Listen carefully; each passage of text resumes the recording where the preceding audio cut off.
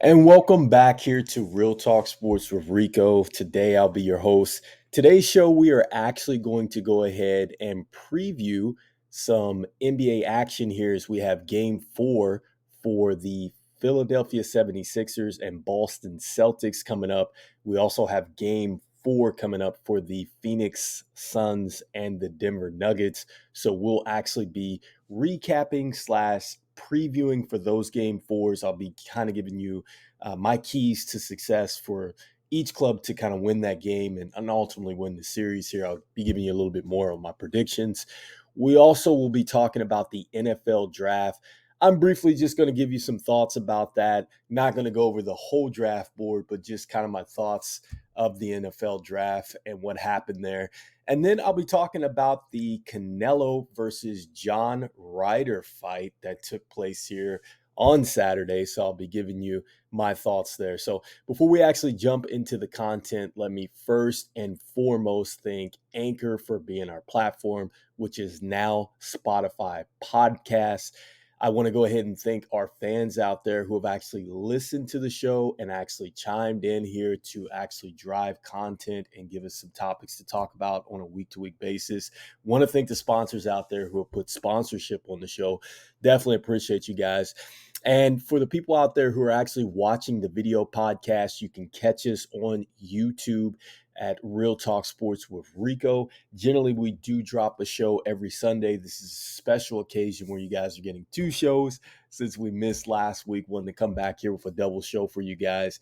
And make sure that you guys are going out there and showing love and pressing like and subscribe here and following us both on Spotify and YouTube. So without further ado, guys, let's go ahead and jump into the topics today. And let's start with one of my favorites here, and that is the NBA playoffs round two recap slash preview for game four. I know that was a huge mouthful, but let's jump into it. So starting in the East here, the Boston Celtics against the Philadelphia 76ers here. The Celtics, the 2 seed, the Sixers, the 3 seed. Currently, the Celtics are leading the series 2-1 here. If you haven't caught the show or been looking at the NBA playoffs thus far, the Sixers came out and surprisingly came into Boston winning 119 to 115 behind a strong James Harden's performance with the 45 and 6 assists there. You had the Celtics come back 121 to 87 against the Sixers in game two to go ahead and win in Boston. And then they went on the road here and got the win against the Celtics, or excuse me, against the 76ers, 114 to 102. The Celtics there, who are now 2-1. And here's the game coming up here, 3:30 p.m. Eastern time against the Philadelphia 76ers in Philly. So I like the Boston Celtics to win this series. I think that Boston for sure has the deeper team. There hasn't been a tougher tandem really in the league on the Eastern side of things. With Jason Tatum and Jaylen Brown, those guys have been spectacular. Derek White has played extremely well. Malcolm Brogdon, who I'm going to talk about and how well he has played. Marcus Smart, who has just won the NBA Hustle Award, was the Defensive Player of the Year. And how about Al Horford and his contributions and how well he's been able to really lock in against the Philadelphia 76ers? And the Boston Celtics are actually the second best three-point shooting team in the league behind the Warriors, which is extremely scary. These guys definitely let it fly, and they make a lot of three-pointers. Unlike the 76ers, who don't play with that type of offense, really, it really goes through Joel Embiid and others. And so this is a tough situation because yet again, the 76ers are depending a lot on Joel Embiid, and he got injured, which he has been injured before. I said that this was going to be tough for the 76ers coming into this series, but I said the X factor for them and their championship hopes and how deep they were going to go was going to ride on James Harden, and it was going to ride on Tyrese Maxey, and it was going to ride on Tobias Harris. I think that out of all the teams in Philly over the last 6 to 10 years, the one constant there has been Joel Embiid. The issue is that they have not got anything that has been reluctantly consistent around Joel Embiid. The coaching has been there with Doc Rivers. I think that he has done a terrific job. I think that these guys are maximizing what they have, but I think the issue is just they don't have the deep enough team, because when your star goes down, like Joel Embiid has gone down with injuries, or he's slowed, you need others to step up. You look at any other championship team over the past so many seasons, they always have a co-star.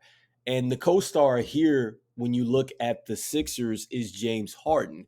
When you look at what he has been able to do in the conference finals, he has really struggled mightily. Aside from the 45 points that he had in game one and the 6 assists, in game two, he had 12 points, he had 4 assists. And then this last game, he had 16 points and 11 assists. And might I add, he is negative 21 in the box score in game two, and he was negative 12 in the box score in game three. I'm not sure what is happening with James Harden in the NBA playoffs. I got a ton of respect for James Harden. I like the way he plays basketball. I like what he was able to do in Houston. I like what he was able to do in OKC. And I just don't know what has happened to where he has not been able to. And I'm not saying he has to be at a level where he's averaging 30 plus points a game, but it is certainly getting to that point where he has at least got to be a consistent 20-point score. Okay. It looks like that for the playoffs, he's averaging 20 points and at least 5 rebounds and 8 assists per game. He has not hit that in these pivotal games. If James Harden can give you that consistently, okay, and in clutch moments, the Sixers really have a chance here. But because James Harden has not been able to do that, the Sixers are in trouble. And what do I mean by that? Because James Harden has not made shots over the last couple games or been as aggressive as many would like him to be, what is happening to the Sixers is that on the offensive end, a lot of the pick and rolls that they like to run are now turning into pick and pops for Joel Embiid. And that means that he's shooting a lot of jump shots. That's fine. He can make jump shots. I get it. But as tall as Joel Embiid is, he also needs to be featured on the post and also, too, needs to be rolling to the basket. The problem is when you're coming off the pick and roll, if you're the guard, you're not scoring the basketball well, or not being as aggressive. Now the Celtics defense, which was already strong already individually, what's happening now is when they come off on that patented pick and roll, you see a lot of the Celtics now are really in spot coverage. And what that means is that they're not individually necessarily locked into players, meaning that, if it were Golden State, if it were Steph Curry, if it were Klay Thompson out there, you're not going to be able to sag down and play a little bit more of a spot in the defensive scheme. You're going to have to actually respect the fact that guys could knock down shots. Because Philly doesn't play that way, and then James Harden is struggling, Joel Embiid is getting downhill, but he's running into a wall of defenders. And it's either a tough pull-up jumper that he's having to take, or he's running into multiple bodies, whether it's Al Horford, whether it's Grant Williams. He has Marcus Smart, who's been lurking there in the passing lanes. Jason Tatum, who's actually a lot better defender than what most people give him, and Jaylen Brown, who's a very good defender as well, a very good two-way player. It's really playing into the Boston Celtics' hands, and it has been quite a struggle. And when you look at Tobias Harris, he came out with the strong 18 points, and he only had 9 in game 3. You look at Tyrese Maxey, he had 18 in game 1, only 13 in the last game. I just think that the Sixers are in so much trouble because the Celtics are so deep and they don't have anything that has been remotely consistent other than Joel Embiid. And I'm going to throw out some stats for you guys. Speaking of Al Horford and the Celtics, He had 17, 7, 6 and 8, 6 of 8, and 5 of 7 from the three-point land. But check this out. No player has a better record against Embiid than Al Horford. So that's an issue right there. And then I'm throwing out the fact that Malcolm Brogdon, who I've talked about, who has played great, former rookie of the year for Milwaukee, played some years here in Indiana before getting traded over. He had 23 and 6, and he was 6 of 10 from the three-point land. Told you that the Celtics like to shoot the ball, and he's coming off the bench here. How about this statistic? Only Malik Monk has more 20-point games off the bench this playoffs. That is huge, guys. What did I say was the tough thing about Phoenix? If you listen to the last show, they don't score off the bench. You have to have a bench. We'll talk about that here in the next game. And then lastly, with Jason Tatum, man, the Celtics still won by 34 with him having a 7-point game, a 7 rebound, and 3 assist game. No, he was in foul trouble, but the Celtics were able to win game 2. That bodes well for the Celtics. I have them picked to make it out of the East, and this is why. Even when their best player is playing poorly, the Celtics still get it done. Next up, let's take a look here at the Phoenix Suns and the Denver Nuggets as the Phoenix Suns win in an epic fashion, okay? And getting a game here in Phoenix that they absolutely have to have. No Chris Paul with the groin injury. They have the worst scoring bench in the NBA playoffs and would be the worst scoring bench in NBA history if they win the NBA championships with this bench. And it's not looking good for the Suns. Even though the Suns won game 3, it took everything from KD and Devin Booker to win this thing. And the bench and the others, there really wasn't too much contribution. As you look at Denver, Denver really had a well-balanced roster down the line. Okay, whether it was Michael Porter, Aaron Gordon's played well.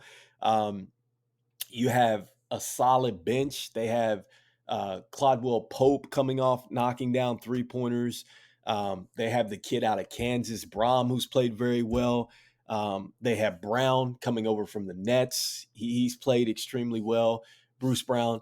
And so there's so many different weapons that Denver has. And then Jamal Murray is starting to play a lot like he did 3 or 4 years ago. Remember, he had the injury, and he's now starting to look like the Jamal Murray from the NBA bubble, okay, where that team came back from the 3-1 deficits, put the shocker on the Clippers, and got down to the Western Conference Finals. But I like Denver for the fact that they are just simply head and shoulders. They're probably one of the deepest teams in the league and may even be deeper than the Warriors, but they just don't quite have the experience. But man, look, the Joker had 30, 17, and 17 the last game. Jamal Murray had 32. And it took Phoenix 2 main stars here. KD had 39 points, 9 rebounds, 8 assists. Devin Booker, an incredible performance. I've never seen this before. 46 points, only missing 5 shots, and he only took 2 free throws, and he didn't even take those 2 free throws until like the last 2 minutes of the game. Incredible. I mean, the way he was shooting the ball. There is no way. I'm putting everything out there. There's no way that Devin Booker is going to be able to average a 50 piece for the next couple games to keep Phoenix afloat. And even if KD and him go for 30 plus, they're still not going to win the game. If Devin Booker would have scored 30 and then KD would have scored 39, they might have almost lost the game. I think that they had just still barely won 121 to 114, but I just think that this is going to be a tough uphill battle. If you've been listening to my show, you've been following the podcast, I said one of the keys to Phoenix is that they could not be injured. And that's one thing that has happened. They have lost Chris Paul, who is their terrific point guard, gets them into the correct sets, settles them on the offensive end. Right now, they're trying to outscore guys, and that is only going to go so far when you have two guys. And especially with KD and Devin Booker making history, listen to these stats here. With the 39, 9, and 8 that KD had in game 3, he's the first player in NBA history to reach those notes in a playoff game, or those numbers in a playoff game, with 0 turnovers. Folks, if you played NBA basketball, if you play basketball at all, turnovers happen. I guarantee you he's going to turn the ball over. Okay. He's going to turn the ball over. It's going to take some possessions away from Phoenix. And those possessions are going to be scores for Denver. That's more than likely what happens when you turn the basketball over. The other team gets into favorable situations. Devin Booker, okay, more history for you. With his 46, 6 rebounds, 9 assists, and 3 steals, 20 of 25 field goals that he hit, and the 5 of 8 from the three-point land, he joins Dirk Nowitzki as the only player in NBA history with a 45-point playoff game on an 80% field goal percentage. Listen to that. 80% field goal percentage. Guys, that's like playing NBA 2K, the video game, on rookie mode. Okay. And I take nothing away from Devin Booker, but those type of performances are just 80%. And in an NBA game, you're banking on the fact that you have to have a guy shoot 80% in order for you to win the game. That's not going to happen for Phoenix, unfortunately. I think that Phoenix is going to find out when they traded away Cam Johnson, Mikal Bridges, Jay Crowder, and all those picks. They gave up way, way, way, way, way too much. Way too much. And I think that what you're going to see here is that that's going to be the repercussions, I think, moving forward for the Phoenix Suns, as they are going to lose this series. I clearly expect Denver to take care of business here in 5 to 6 games. And those stats were provided by Stat Moose, by the way, guys. All right, guys. So moving forward, I wanted to talk about the NFL Draft 2023. And I just wanted to kind of give you guys my thoughts here about the NFL Draft. Briefly, I just think that there's no parity really out there. I think that a lot was made about the quarterbacks, and the quarterbacks were really the the the focal point of this year's NFL Draft. You had Bryce Young go the first pick overall here to the Panthers. And he's going into a situation where the Panthers, obviously, they had a good end to the year. Obviously, didn't make the playoffs. It's been a revolving door really since Cam Newton has been there, and a lot has been made about Bryce Young and his size and his durability. I mean, this is going to be a tough one. I've seen Bryce Young play. I think he's really cool in the clutch. I just wonder, are we looking at another Tua situation? Okay, because Tua looked great at Alabama, plays with elite wide receivers. I will give it to Bryce Young. He's more in that Joe Montana kind of feel to him, the way he was able to create plays for Alabama and things like that. But in the pro level, man, everybody can run, everybody can play. The coverage is going to be a lot better on your wide receivers. And he's in a situation where he's probably going to have to play early. But his decision making, his poise, they really translate well in the NFL. He threw for about 58.4% on passes. So I mean, this is going to be an interesting situation. I just hope that he's able to stay upright and healthy, and I hope that the Panthers don't throw him out there too quickly, and really make it tough for this young man. CJ Stroud to the Ohio State, or from Ohio State to the Houston Texans. I think that this is going to be naturally a better fit for CJ Stroud. I think that he might have the most success early on out of the quarterbacks. Anthony Richardson from Florida going to the Colts. Interesting situation, man, because the Colts really were a running football with Jonathan Taylor. Obviously, I think that they're getting a dual threat with Anthony Richardson, but there's so many question marks. I mean, looks so great on tape. Got a chance to watch him at the combine and everything like that. And I thought it was interesting whether, I don't know, I think it was ESPN, or I don't know if it was Todd McShay or somebody was basically saying that, if you're a GM and you draft a guy and he's really good, then you're probably going to keep your job and you're going to look great. But if you're a GM and you went for it and he busts, you're going to get fired. And if you didn't draft him and then he destroys your team 2 times a year, you're going to be fired. So I mean, it's a tough situation, and I'm hoping that that kid does well. He reminds me a lot, kind of what RG3 had with the explosiveness coming out of college, the way he can run the football and also throw the ball as well. So I hope that he can get it done, because remember, guys, the Colts, I think, have had the most starting quarterbacks, or tied for the most starting quarterbacks in week one. And I'd have to say it's probably up there with Washington, I would say, that has the most quarterbacks that have started on week one. And then just my overall assessment of the draft, when who really won the draft, I would say it would be the Philadelphia Eagles. I think the Philadelphia Eagles got richer. I think that they did exactly what they did a year ago on offense when they went out and got A.J. Brown at the wide receiver position, paired him obviously with Devontae Smith and Jalen Hurts. They knew what they had there. But what they did defensively and going out and getting Jalen Carter, they also go out and get another one of his teammates as well. They still have Fletcher Cox there. Defensively, they have gotten much, much tougher. And the one thing that I love that they did in this year's draft is they went out and they got themselves a legit running back in DeAndre Swift. If DeAndre Swift stays healthy, okay, he is going to have a most improved year. Okay, put that down on the table right now. I'm telling you, he might be the most improved player in the NFL next year. With his ability to catch the football, okay, he's going to be able to operate in space first and foremost, because the Eagles wide receivers are so dangerous.